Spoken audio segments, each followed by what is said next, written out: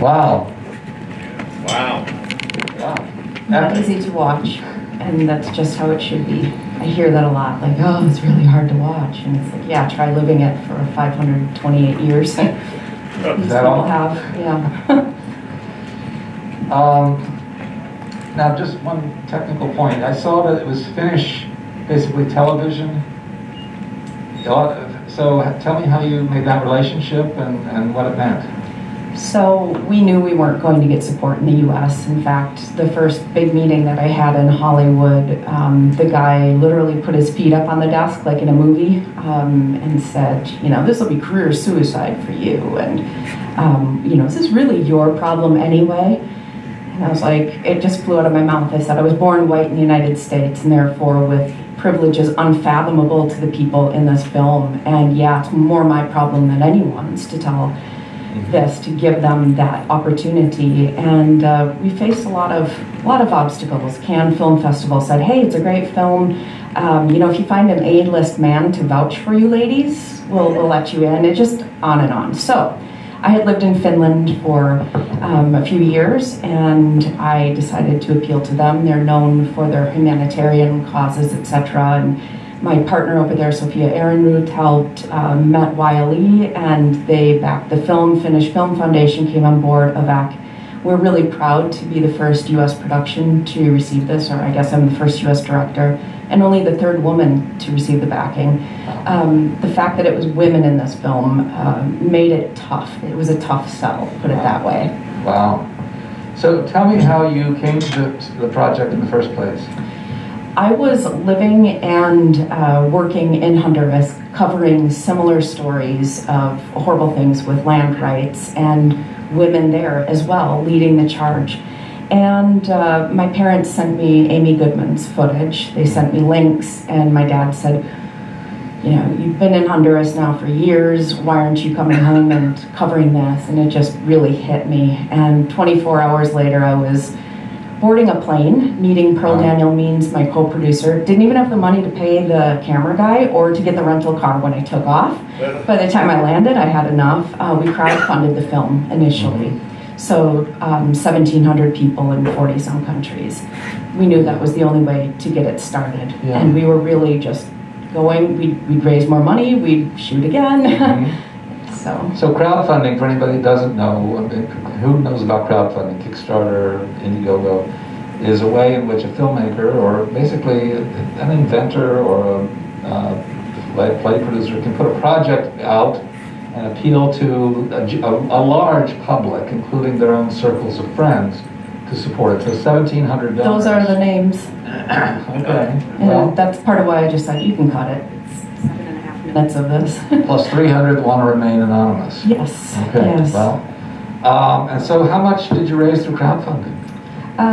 All in about 200,000, which I understand is a good amount. For sure. We've been grant writing. We're still grant writing. So you know, you finish the film. You know this. Yeah. That's like, okay, that's the first part of the job done. Now, how do you get it seen? Right. And so we are continuing our Indiegogo campaign to form an impact marketing campaign and continue to take this on the road. And we really want it in schools.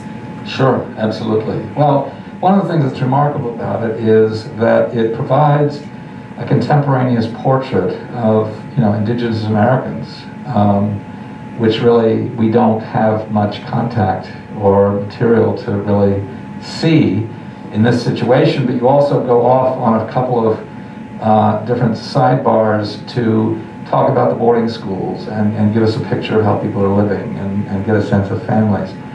And of course, the boarding school issue has blown up very recently, both in Canada and the United States, just for the atrocious behavior that took place. And I think a lot of Americans don't realize that children were literally taken away from Indigenous families and sent to these boarding schools. Many of the women in this film, Phyllis Young, LaDonna Brapel, Allard, and so many, we had to, unfortunately, you know, cut out a lot of storylines, a lot of people.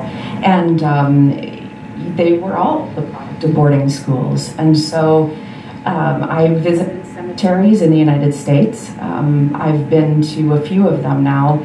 And, you know, at first it was just the news of Canada. And it's like, no, they're in the U.S. Marty Indian School, where we were, had 2 cemeteries. One cemetery was for the children who didn't make it past the abuse, and the other cemetery was for the babies that were born to the kids who were being molested. So it's a horrible thing.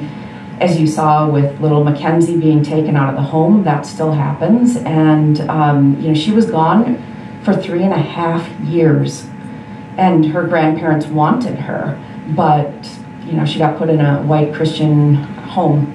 And, so still happening. yes, her mother is now off meth, which is awesome. She's been clean 1.5 years now, and she's back in the home, but it's just an ongoing struggle. So the Standing Rock Reservation was essentially being crossed by this pipeline. And so the position started with, you know, this is our, I mean, you know, we don't have the greatest land in the world, let's start there, but this is our land. And now you want to violate its integrity yet again. And so that became the legal basis for the resistance. Yes, as they mentioned in the film, that dams were put in previously. Near there is where they did mining for gold, the Black Hills. And so they've been relocated a few times. Phyllis Young, you know, she's been relocated a few times. And imagine, you know, being sent off to boarding schools, traumatic enough, but then when you hit a certain age, they'd send you, in many of their cases, to San Francisco.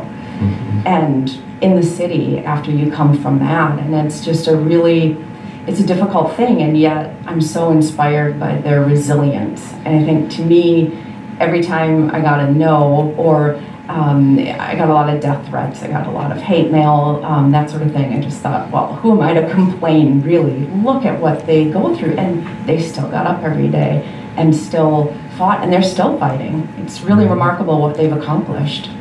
Roughly how many days did you spend out on location? Oh, I actually ended up shooting for over 2 years. I have a lot of amazing footage that I would like to put into another piece. It would be a great series. We had amazing things that didn't make it into the film. For instance, the day when you saw the women really had low morale, you know, when the camp was being bulldozed, Alicia Custer came out, and so Custer, the family has, as they say, they've got a Custer curse, and they've had, you know, 5 generations of children with birth defects, a lot of things going wrong. She came out to try to make peace with them, and Phyllis and Washtawi agreed to meet with her. It turns out that inside of that yurt where we were was the descendant, 5 times removed, of White Bull who killed Custer. And it was this amazing healing moment. I would love to see that, at least as a short. Sure. So yeah, there are just so many stories that really need to be told. And for me, it was really important to have the historic context. You know, I've gotten a little bit of flack at times, you know, like, oh, you take us down, you know, these other topics. Yes, because I want people to understand, why are they so mad? It's not just about a pipeline, right? For sure. I think it's really important for people to realize that. And I can tell you, our crew, there were a lot of people on the crew who had no idea about forced sterilization, the foster care abuses, the death diet. I didn't get into that. The food that they're given, it's appalling. Yeah. No, it's time for a Truth and Reconciliation Commission. I want to take questions from the audience, but before we do, Shannon has been awarded the Clio Award for Vision and Historical Memory for her accomplishments in this study. Someone said I need to get an extra seat on the plane. I definitely will. I've been filming now for a few weeks and still have at least 3 more weeks, maybe 6, on the road. So I guess this will be my companion. Well, I hope he dismantles it and can be folded into Doesn't feel like it. Yeah, right. But it's so cute, and this is a really wonderful award. This is our first award for this film. Oh, is that right? So what a cute one. And the donor of the award, Lola Van Wagenen, in fact reviewed 3 finalists that we gave to her, and this was her choice. And so we really are happy to have you associated with it. If there are questions or 2, I'm happy to continue talking, because there are lots I could talk about, but yes. Yeah, I have a 2-part question. One being, was it hard to get buy-in from the people the indigenous people to tell this story as someone coming into their area as an outsider? Was there issues with trust, and how did you gain that trust? And then the second question is, you're talking about, this isn't something new, it's historically 500 plus years of systemic problems. Was that difficult from an editorial standpoint to figure out, what historical things to contextualize for an audience that has no idea about what's going on, what happened to indigenous people in our country? That was really rough. And when I went to Standing Rock, I did not have the intention of just telling the story from the women's perspective. But after one day of shooting, there were only 2 interviews with men, and they were great, but I had no idea as an outsider that the women are the guardians of the water. It's because they carry life within them with the water, and so their job is to be the guardians of the water, and the men are the protectors of the women doing that work. And so that first day I saw Phyllis especially, yeah, she was the heart, and LaDonna over at the other camp, the Sacred Stone camp. The trust was a little bit easier because I've been working within this space for a number of years, and I had been blessed to give Russell Means his last interview. If you're not familiar with Russell Means, a lot of people just know him as an actor, but he stood up against the government. They call him the ultimate freedom fighter. And at the end of his life, I was asked if I would like to give him his last interview.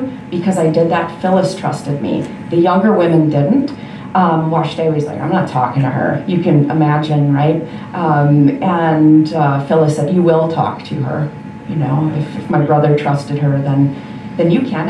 And Pearl, being my co-producer, Russell's widow, I called her first and said, hey, are you going out? I feel like I have to go. And as a really neat side note, I had a dream where Russell came in the dream and said I needed to go to Standing Rock.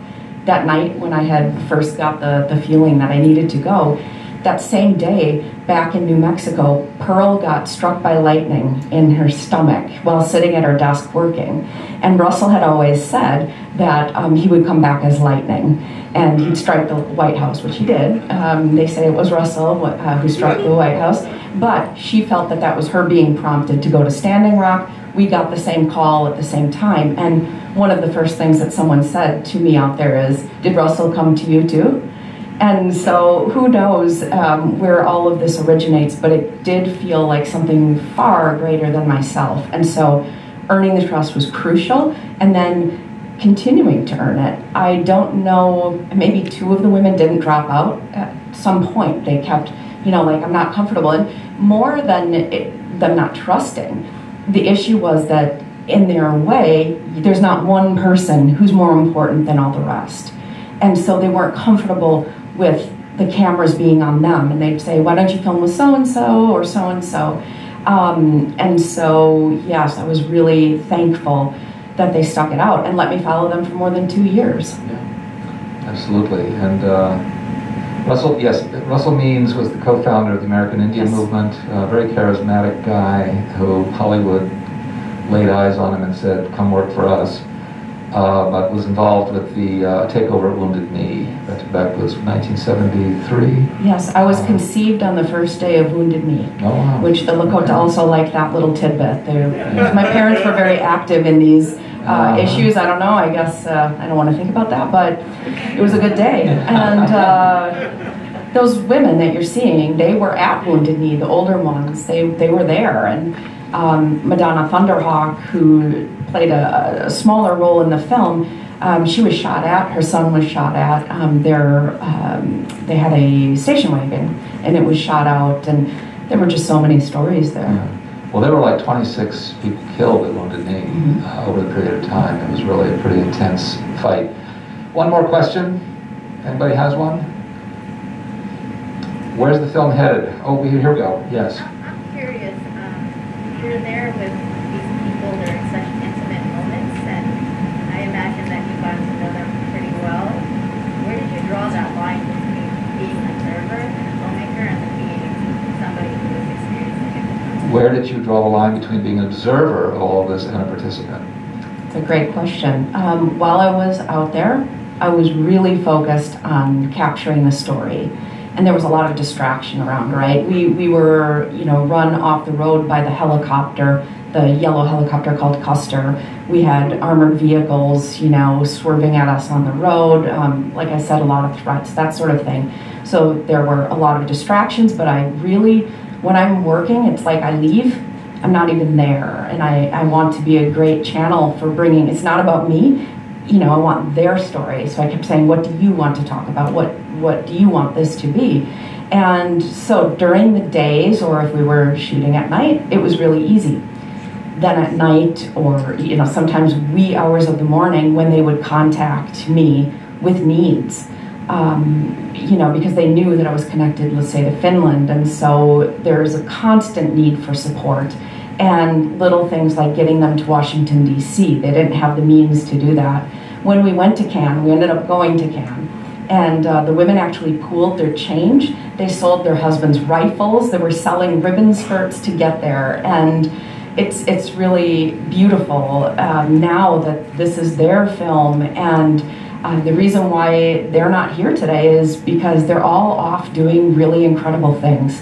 Phyllis isn't traveling. She'll only go within a couple of hours, and by car only. Washtewi is now in her last semester at law school, and she decided through all of this that she wanted to represent her people, and she's, you know, got 4 kids at home plus a couple of kids that she's picked up along the way, and they're all in school. She's doing school and doing really, really well. She's going to be amazing. Sky Roosevelt Morris is continuing her studies. She's the one who was the cutter. She's amazing. She speaks all over the world, and actually all of the women do, and they're having a lot of success with the fossil fuel divestment. Looks like $11 trillion, wow. Things are changing, hopefully fast enough. But Shannon, congratulations, really a very committed, imaginative, you know, deeply expressive film, and really we appreciate having it here. Thank you. Congratulations on the award. Thank you so much. Thank you.